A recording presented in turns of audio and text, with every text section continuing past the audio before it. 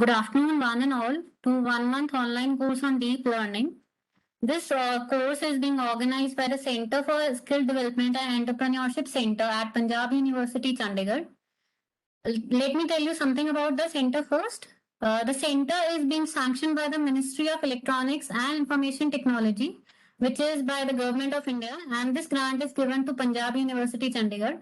And under that we have this project which whose target is to conduct technical courses in the field of AI, big data, and IoT. And up till now, we have covered many courses from machine learning, big data, IoT, and some about Python as well. This one being conducted for deep learning. And before that, we have conducted a number of courses before that also. And our head is Dr. Mukesh Kumar. So he'll be telling you more about the course and about the center first, and then we'll introduce our expert to you. Over to you, sir. Okay. Thanks a lot, Sakshi. Thank you. Good afternoon, all. This is Dr. Mukesh Kumar from Punjab University, Chandigarh. Ministry of Electronics and Information Technology, Government of India sanctioned a project, sanctioned a center to upskill the youth in the field of AI, big data, and IoT in 2020. The sole aim is to conduct courses and to enhance the skills of youth in these three fields. So just by pursuing our goal, we already conducted five such workshops or five such courses of 1 month duration each in the past. So this is our sixth activity. And the response and feedback regarding the earlier activities is really very encouraging. So that really pushes us to do better in the near future. So in this course on deep learning, we are going to target the basic concepts of deep learning, and will be given a touch, or you can say we'll be starting from the machine learning itself and then enhancing or then reaching to deep learning. Along with the theoretical concepts, the focus is going to be more on practical coverage. Projects will be given to you, and will be having time-bounded assignments, time-bounded project submission from your side. So your overall performance is going to decide upon your certification process. And the second thing that I wish to share is that our team is really very active. So you may at any time reach to them. You may anytime convey your questions, your problems, your doubts to them. We definitely will try to get them solved through ourselves or even through the experts. So we really are having two esteemed experts. One is Dr. Padmavati. She is associate professor in Punjab Engineering College, that is the Delhi University, and second is Dr. Sudarshan ji from IIT Ropar. So we really are thankful to them, and we hope that they will deliver to our hopes. And with these words, I conclude my inaugural words. So thanks a lot, and feel free to ask anything in between. Thank you. Thank you so much, sir. Yes, sir. Let me tell you a few details about the course first. So in the course, we have designed the course so that you can have some brief introduction to the deep learning part. Along with that, we'll be discussing some architectures from deep learning like CNN, VGG, ResNet, and RNN. Along with that, we'll be taking up various applications of deep learning such as speech recognition, video analytics. Also, along with that, we'll be working on autoencoders. After that, we'll be taking up some assignments and some projects so as you can complete that, and we'll be issuing you certificate based on the submission of project as well as that from the daily attendance. Now, our expert for today is Ms. Padmavati. She is working as assistant professor in Punjab Engineering College. She has done her MTech and PhD both from Punjab Engineering College. Along with that, she has also hosted a deep learning course at NEPTEL, She has done that along with Professor Sudarshan Iyengar. And with that, she has completed students with their MTech, along about 34 in number, and 4 of them are doing PhD under her. She has over 50 publications on her name. And with that, I'll give my control to Padmavati ma'am so that we can start with the course. Over to you, ma'am.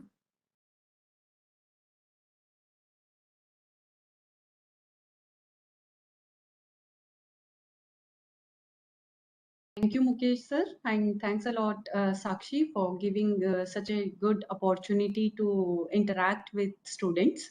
So here, I would like to start with a brief introduction about deep learning, and as well we will discuss about like what are the various applications of deep learning. Okay, for today's class, I've planned this, just an introduction and a few applications of deep learning. And later on in the course, as informed by Sakshi, we will be dealing with, we will start with the what we mean by simple neuron, and how do we perform network of neurons, and later on how do we create MLP, that is feed forward neural network, and afterwards we will go through like convolutional neural network and recurrent neural network, that are very standard architectures or models of deep learning, I can say.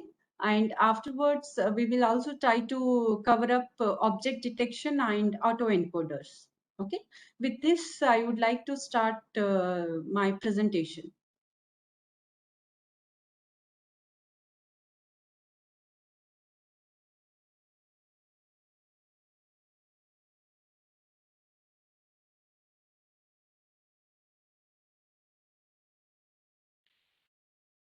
Is my screen visible?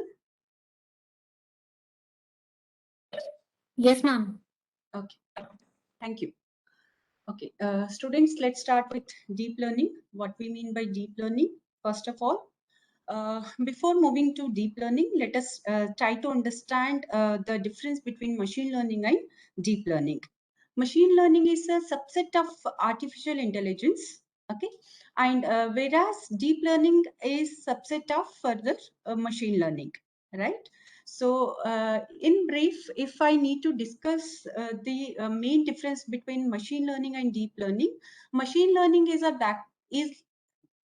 will act as a black box where I do give the input, and my model will learn the features hidden in that particular input, and it will try to come up with the desired output.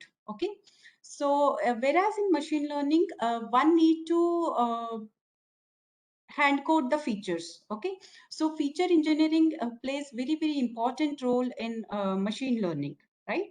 So one need to hand code the features, and one need to write some sort of classification and regression models, and on top of that I will be getting the result. Whereas in deep learning, no need to hand code the images, no need to hand code the videos. Here I mean to say hand code is nothing but no need to do the feature engineering of my input set. Okay, what my model will do is it automatically recognizes the input image or input data, and later on it tries to derive or it tries to come up with some modification or some sort of mathematical notation, so that whenever we feed the input to the model, then it will give us the desired output, right? So here is the main difference between machine learning and deep learning. Again, deep learning is subset of machine learning, right? So how do this deep learning works? Definitely with the help of a set of neurons. Again, not set of neurons, I can say a network of neurons. With the help of network of neurons, I can make any system very intelligent. Okay, indirectly I can say my models of deep learning will act or imitate like a human being. Fine. So whenever I look at any sort of image, okay, an image comprises of cat and dog, I can easily say, okay, my brain works in such a fast manner that within seconds I can say that what are the contents of the image, whether that particular image comprises of 2 dogs and 1 cat, or that particular image comprises of 2 girls and 1, so on, right? So what we are doing is we are making our model, we are making our machine to act as, or to imitate the uh, imitate same as our human brain. Fine. And again, we can achieve this by with the help of collection of large number of neurons, or I can say network of neurons will imitate the human brain, right? So let us, with this brief introduction about deep learning, let us start with applications of deep learning. What are the different applications of deep learning? Very important application is classification. So you may have come across with many times the problem of classification. Okay. So in this, we do have image, and in this particular input image, what we do have a girl is standing in the captured image. Okay, so this particular image I would feed to the model, and what my model will do is it will classify whether what information is there inside the image. Okay, whether the image is of girl, whether the image is of boy. Okay, so to solve this binary class problem, I will feed my model, I will feed with training data. With that particular training data, what I will do is again this object classification, I can take the problem into supervised type. Okay, there are, you all might be aware of supervised and unsupervised class types. Okay, in supervised learning, what we do have while training, we do give the input image, okay, and corresponding label. Fine. And similarly, suppose I'm training with 10 different images. Let us take 5 images belongs to girl and 5 images of comprises of boy image. So what I can do is, while training the image, while training the model, I will input my image, okay, to my model comprising of girl image, 5 girl images and 5 boy images. And what I will do is I will feed to the model, and I will also input to the model that this particular input girl's image, whenever I'm feeding the girl image for the while training, I will also associate its corresponding output, that is label. Okay, so that my model should be able to learn, yes, these kind of features, if an image has, then it belongs to a girl, and these kind of features a particular boy's image has, then this belongs to a boy's picture or image, right? So what we can have is definitely, I've just for an example, I've taken 10 images. Otherwise, for training any deep learning models, we do require lot of data, right? So whenever we are feeding the x comma y, that here x is my image and y is my label. Okay, so in this particular problem, we can have maximum 2 labels. One is girl and one is boy. That means, what are we trying to do? We are trying to do binary classification. We are trying to solve binary classification, right? So after the training, the model looks something like this. So after training a model, so whenever I feed the input image, then my model should give the label, corresponding label that is associated with the input image, that is girl. Definitely again here it will not print the girl, but we can definitely make it automatic, right? We can program in such a way that whenever input is belongs to girl, then corresponding y is girl while training, so that girl will be changed to 0, and if for the input image of boy, that particular boy's input image will be changed to 1. Okay, here what I mean to say is, for my machine or my system understand, my model understand the numbers, not the words, right? So here input belongs to girl, definitely, but that girl need to be encoded in other form. Okay, so what I will do is I will encode in 0 form, whereas for boys input image I will encode in 1 form, right? So after this encoding, while training, I will feed the input image of girls, and I will feed the output corresponding label as 0. And similarly, I will feed the input image as boy and corresponding output or the corresponding label as 1. Okay, once my model learns to differentiate between girl and boy based on various features, okay, gesture or images, right? So what it can do is, once it has trained on my input or training data, we can anytime feed the testing images. Okay, for example, if once my model is ready, I will feed the input, and what it should do is it should give me 0. That means again, as we have encoded it earlier, girl means 0, so it should come out with 0. Okay, and that can be again reprogrammed to make it as girl, right? As I said, classification, it belongs to 2 categories. One is binary, the other one is multi-class classification. For example, whether input image corresponding to boy or girl, that example belong to binary class classification. We can always take multi-class classification, definitely, because in many real-time application, we may not be able to solve a problem if we only follow the binary classification.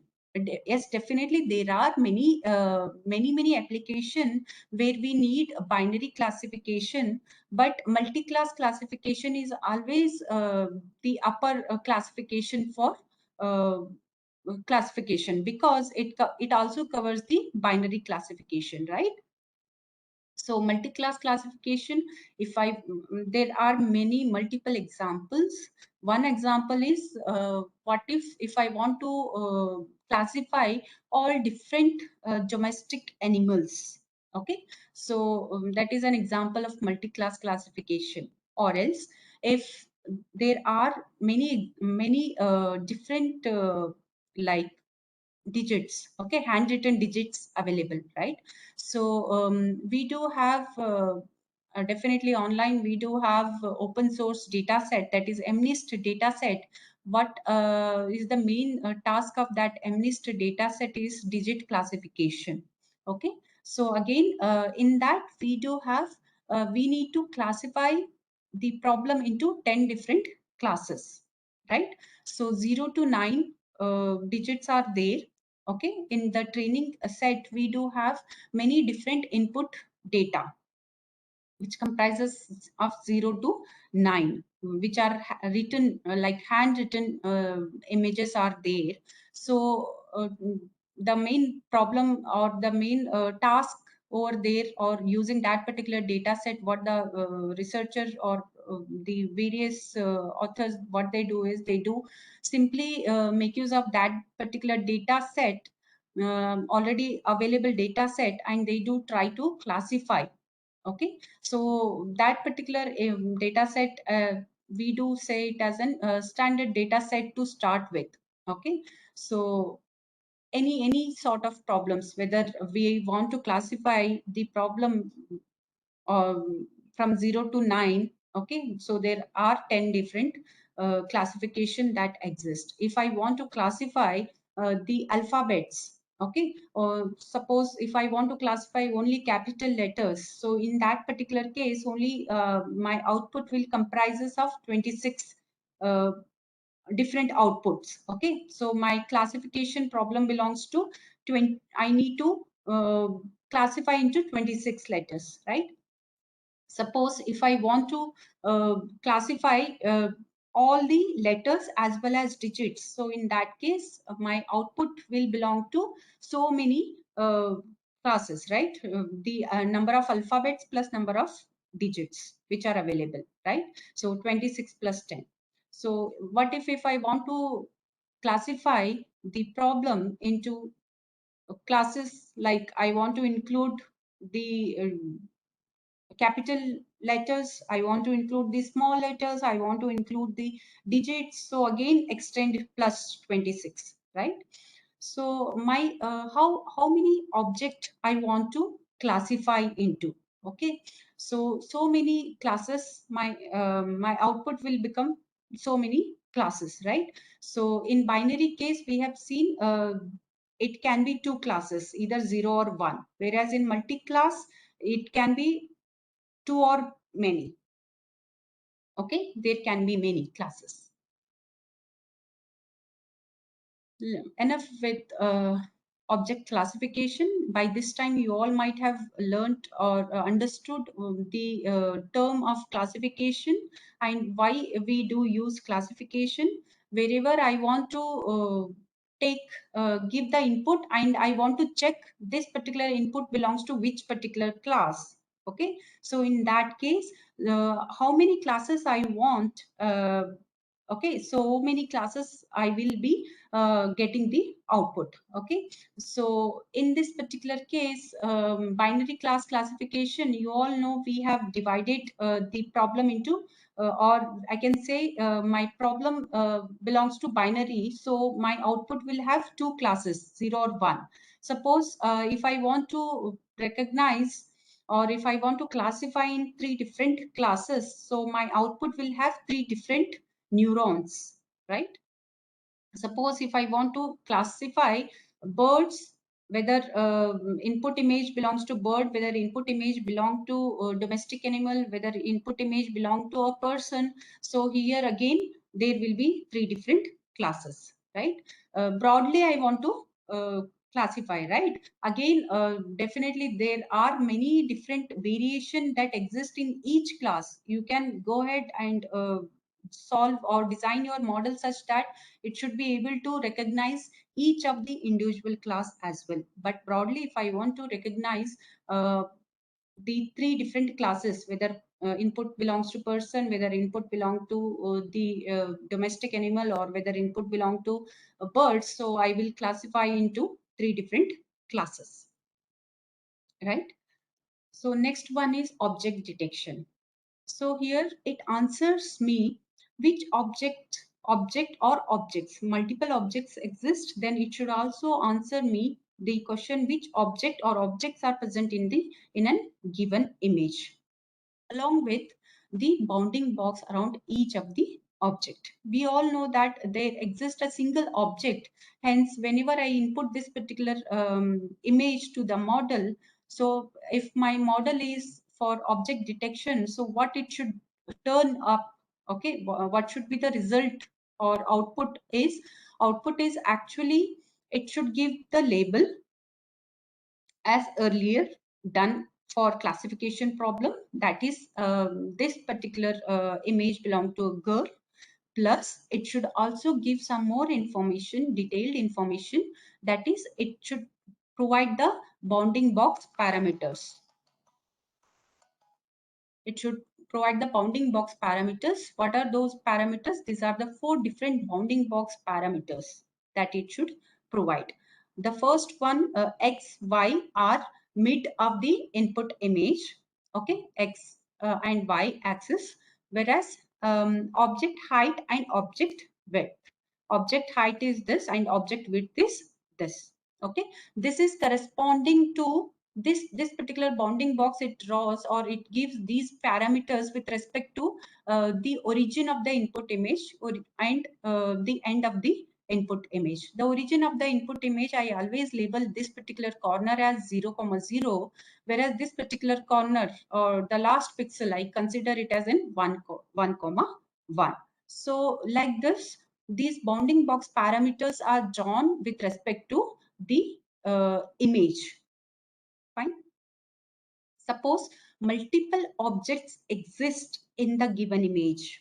For example, if a girl plus along with girl one more object, let us take any particular object, for example book, okay, or for example any kind of other object. Okay, if book exists, then if I have designed the model such that it should recognize or it should detect the object, both the object. Okay, that means I need to give the while training only, I need to tell the model, or I need to make my model to learn how the girl looks like. Okay, so I need to crop the images of all girls, right? And I need to feed those and corresponding with the bounding boxes as a label, okay, of girl, as well as because I want to identify, or I just want to detect a girl as well as a notebook or book. So I need to crop different girl images, okay, and feed the bounding box parameters, as well as I need to give the uh, inbox like textbook parameters. Okay, textbook, how it looks like. Okay, I need to crop that particular textbook and I need to feed to my model.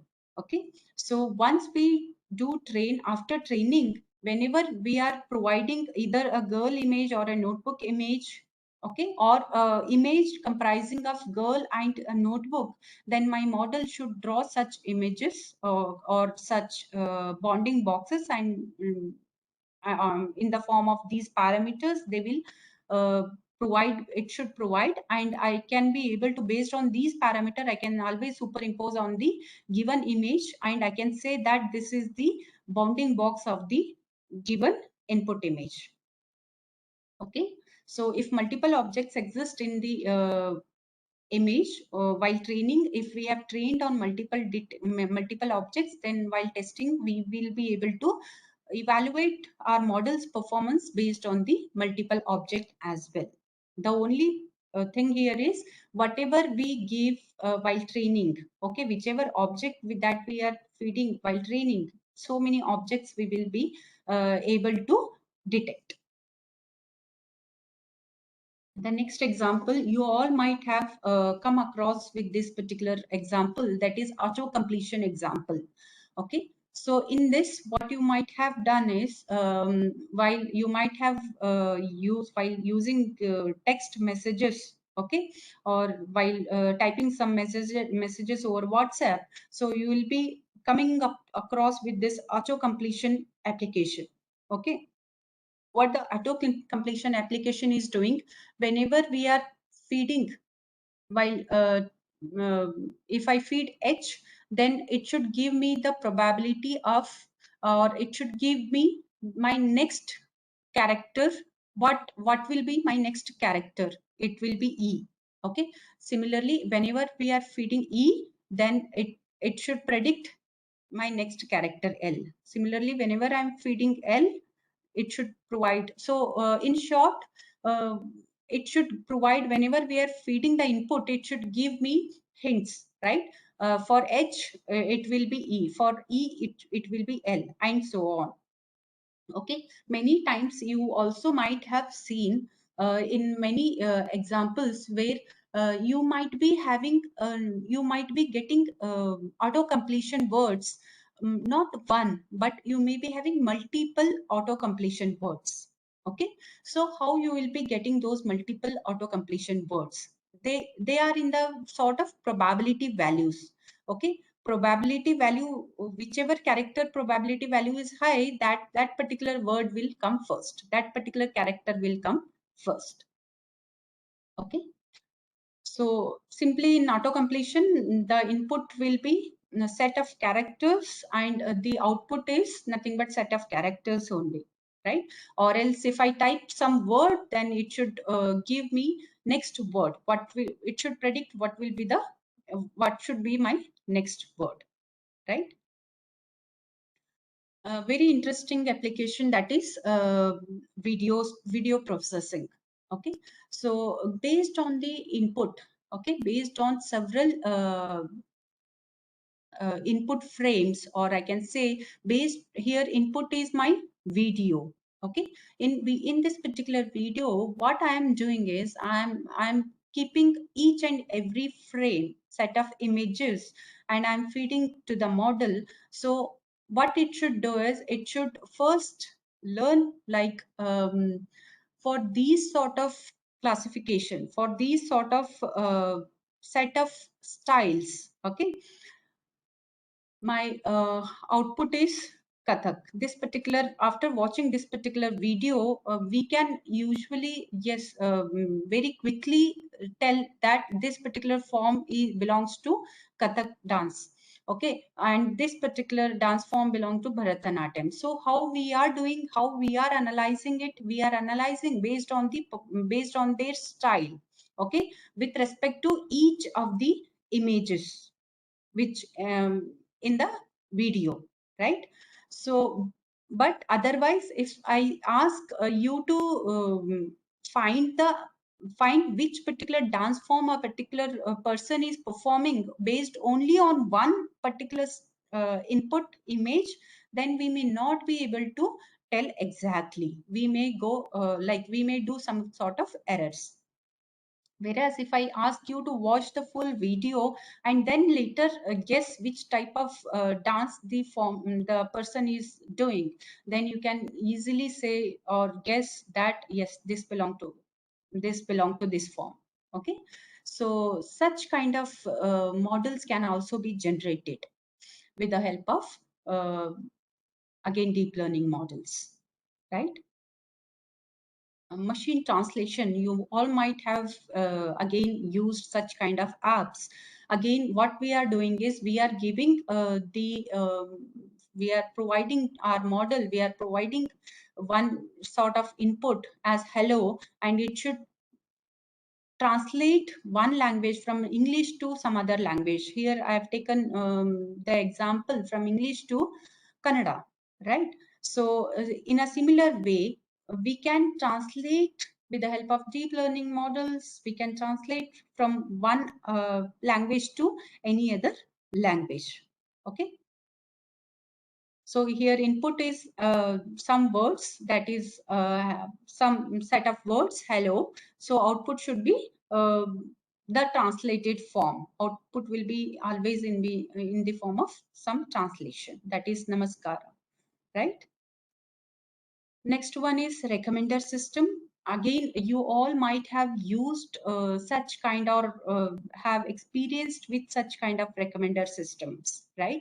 Video recommender system, whenever you watch some videos on YouTube, Netflix, so many times you will be getting on sidebar, you will always get some sort of recommendation. Yes, because how it is providing the recommendation to you, because it is user specific, right? So based on the user's choice, based on the past history of the user choice, okay, how many videos you have watched in the past, whether it belongs to any sort of technical video you're watching, then definitely the technical video will come upfront of you and will give you recommendation. You must go for this particular uh, right video and watch it. Or else if you are watching some movies, then it again gives you some sort of recommendation, right? Product recommendation, definitely you check and any website such as Amazon. Okay, so what you have, you do get some product recommendations. Once you select a particular choice of product, then you do such kind of, you will get such kind of recommendation. Customer who have bought this item also have bought these kind of items, right? So there are various recommender system that exist right? So all these modern recommended systems are based on the deep learning application. Autonomous system, very important application, I can say. So there are various factors which are embedded in this particular application, but the most important application I can say is the object detection in the autonomous system, and pedestrian detection, whether a particular person is moving in front of your car, then it should stop immediately. It should also identify, or it should also recognize the traffic signs, right? So once we are able to recognize the traffic sign, then definitely our system will understand or will take appropriate action, right? If red signal is there, then it should stop. If green is there, it should move ahead, and so on, right? So these are the different references that I have referred for this short presentation. With this, I would like to stop my introduction to deep learning and various applications of deep learning. So maybe in the next session, we will start with what type of models we can develop. Plus, along with that, we will start the technical session, that is again the basic neuron. Okay, so what is the how it looks like? Okay, what kind of features that particular neuron has? So these kind of things will be taken in the next session, right?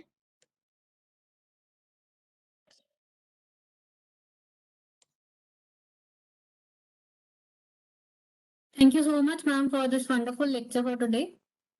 And hope everyone was clear about some introduction to deep learning. Ma'am, there is one question from Kurt, that which tool we will be using for practical implementations. We will be using okay, yes, Sakshi, we will be using TensorFlow, and on top of that, we will be using Keras. Okay, so Okay. all are available. They are open source, so we can use those and we can go ahead with implementation. Okay. Thank you so much, ma'am. And I hope Kurt, your question was answered with that. And thank you so much, ma'am. With that, I'll be pasting the attendance link in the chat window. And for today, this being your introduction lecture, we have not given any questions for the attendance part today. You only need to fill that form only. By tomorrow or a day after, maybe we'll be giving you some questions as well in the format of either a form only or in the format of an assignment. We'll upload the details about the same in your WhatsApp group only. Thank you so much, everyone. Thank you, ma'am.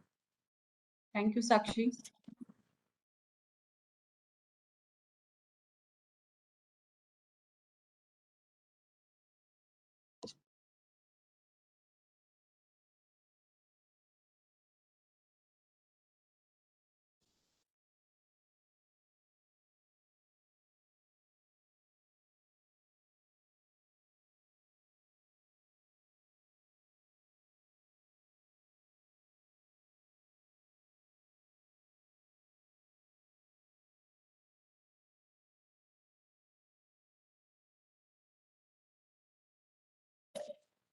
I have uploaded the attendance in the chat window, attendance link in the chat window. So everyone kindly copy that and submit your attendance. Tomorrow's class will be at 3 o'clock only. If any changes happen, I'll inform you further about that also. And about anyone who is not there in the WhatsApp group, kindly put your numbers in the chat window. So we'll add you in the WhatsApp group also.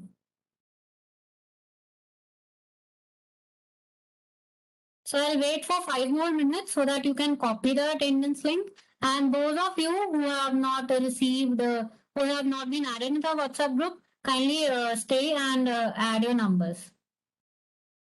Because see, I have pasted the attendance link in the chat window. I'll paste it again if you want.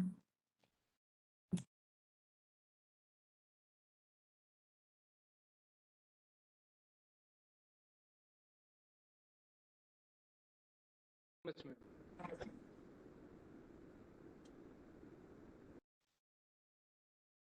Yes, you have not received any email regarding your roll number.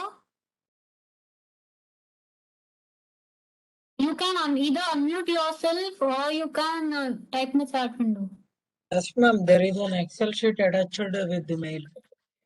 Yes, you have your roll numbers written in that. The first column is your roll number. The series is like this: DL 2021 and the number in that. In the mail, it is mentioned that we will add to a Google Classroom, but we didn't get any invitation. Yes, Google Classroom will add that in a day or two. We will be making an assignment and we'll create the Google Classroom and the same will be submitted in Google Classroom only. All Okay, your, okay. your project. Your roll numbers are there in the attached list in the mail that is sent to you. Kindly check it once. Okay, ma'am, I'll check it. Okay. So is there anyone else who has not been added to WhatsApp group?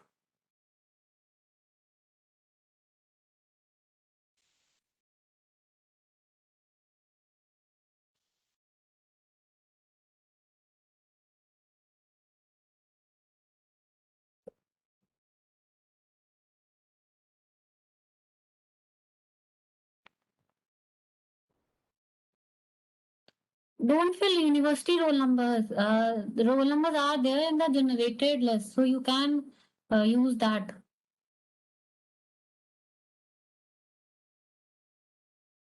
So I think we are good to end the session for today. Anyone else having any kind of query now?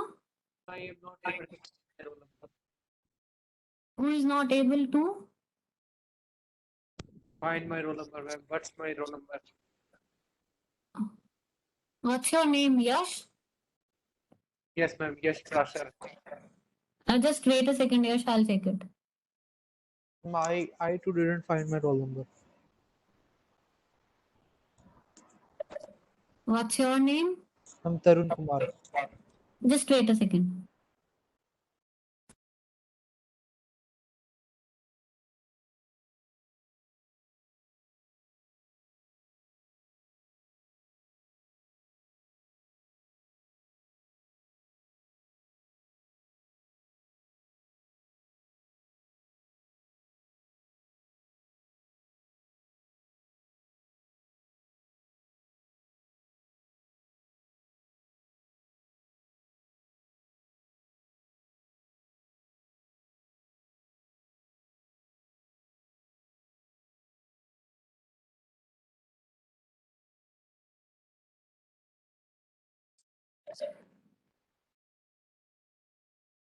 Yash, your roll number is 54. I'm writing in the chat window.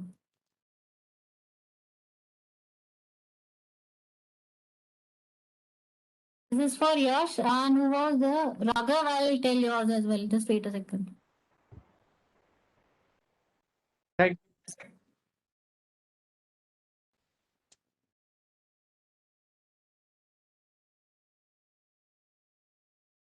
Raghav, yours is 167.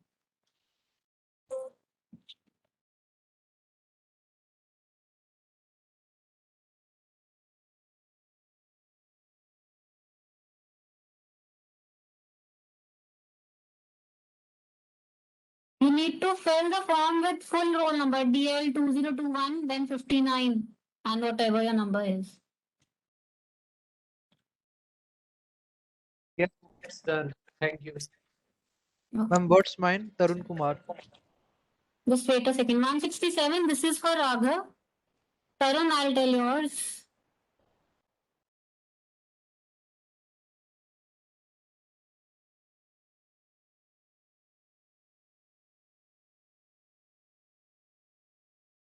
Tarun, yours is 49. Okay. Okay. Anyone else left? Can Vishal? you tell me about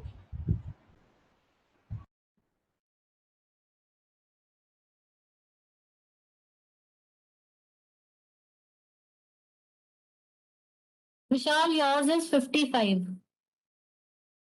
Yes, I will share the Excel sheet in WhatsApp group as well.